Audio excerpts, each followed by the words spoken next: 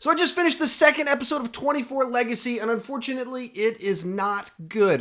If you don't know this, 24 is one of my top 5 favorite TV shows of all time. I'm the easiest sell for this program, and they're not selling me thus far. Thus far, the show feels like very average season of 24, minus the characters that we love, plus some of the tropes that kind of ruined the show towards the end. In the Jack Bauer-shaped hole in the middle of this series is one of the smallest problems of this season thus far. If you were a fan of this episode, I'm about to trash it. I want to talk to you about it. I want you to talk me off the ledge. Go ahead and click that dislike button. Call me an idiot in the comments, but tell me what you liked about it. Kind of defend me, because legitimately, I want to like this, but thus far, these first 2 episodes, they are not working for me. So tell me in the comment section right after you click that dislike button. I don't mind the dislikes. I don't like when you click dislike and then don't tell me why. Like 10 minutes into this episode, Eric Carter, our lead character, has like a emotional moment on the phone, and he's like, oh, I got everybody killed. It's all my fault. I should have known better. I should have put this guy in the field in the first place. And it should be a really powerful scene, except we don't know Eric Carter yet. We don't understand him. We don't have a context for him. We don't like him yet. This other character, we don't like him at all because of the choices that he's making. And the scene isn't really played all that emotional. It just kind of happens. It's just shoehorned in there to give us some emotional understanding of where he's at and his thought processes. Except it doesn't fit where they put it in. It needs to be like an episode like 4 or 5 when the show slows down for a little bit so we can understand him and not just throw away dialogue early on. So it's very odd. But we've got a plot line in here about a teacher sleeping with a student and then killing another student. And so there's no other perspective for this plot line moving forward. So we're just going to be watching the teacher guy that kills students and the student that seduces teachers to be terrorists to blow up the school as the viewpoint for it, which seems like a bit of an odd direction to go since it's such an off-putting storyline from the get-go. Then we've got Senator Donovan, played by Jimmy Smits, who's 61 years old. A guy walks up to him at a party and is like, hey, son, and says some sort of line. And I went, wait a minute.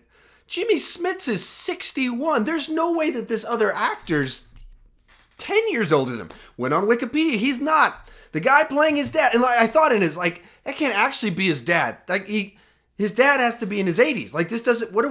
That doesn't make any sense at all. Looked it up. No, the character is his dad, is 8 years older than him. He's not even 70 yet.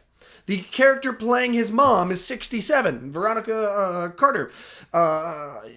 67. She's 6 years older than Jimmy Smits, and I don't know a whole lot about biology, but I know it doesn't work like that. Why would you do that? Why would you cast actors that aren't close to being old enough to be Jimmy Smits' parents? So much so that you're watching it distracted, that clearly is not his parents. What are we doing right now? Then our lead character, Carter, comes up with a scheme with his brother to get money from a police station to pay off the crazy guy Grimes, which doesn't seem like a great plan. And his scheme to do this that he comes up with, I'm a black man. I'll walk down the street and get arrested and harassed because I'm a black man. That's almost dialogue in the episode. It's just based off the idea that if I walk down the street, I will get arrested and I will get taken to the police station where the money is at.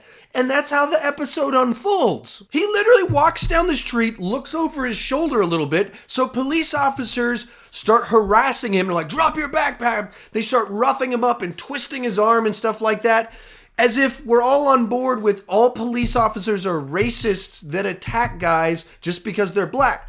Not to deny that ever happens, but the idea that that's the plot point as it's written in this is just commonly accepted. If a black guy is walking down the street and police officers see him and he just goes like this, he will get roughed up, and this will set up a plot line where he can go to a police station.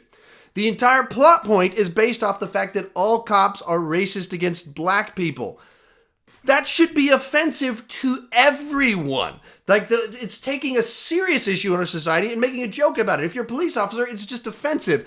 Everything about this writing is really, really bad. Then a scandal breaks for Senator Donovan about his campaign manager being involved with anti-American Muslim group, and there's footage of and evidence very clear that this person was there, she was there. So he confronts her and she goes, no, I was there trying to tell them no, that I was against what they were doing. So we're all okay. It's all good. And he goes, I believe you. You don't need to resign. We're all good. And of course, as you're watching this, if you know what the show 24 is, you know that this is only happening to set up that, and eventually she's either going to be a traitor, or there's going to be evidence that she's the traitor, and then it's going to be real that she's not, and it's going to, and you're just watching it going, okay, I know where all of this is going. And what he's doing right now is really stupid, because all she did was go, you can't prove that I was good or wrong or good or bad. I was there, but I can't prove my innocence. And he goes, well, that's good enough for me. I like you. Well, that's stupid. That's not what you would do in the case of a scandal. You would dig deeper than this. You would come up with something more than this. I mean, just so stupid in the way that it's handled. And all in the mix of this, we've got Carter working back with a secret person at CITU who's taken out the director of CTU, and people are looking around trying to figure out what's going on at CTU. Very 24 type stuff. It happened in the first episode of 24, happened in a bunch of episodes of 24. It's just been done better when it happened. And here you're watching it being like, why aren't they telling someone what's going on? Like, what, isn't this guy, what, if we think that there's like spies in the mix, isn't it just best to like get it out there so everyone is like, what, why are we doing what we're doing right now? This does not seem to be the best way to do this, especially when we're getting in shootouts in police stations.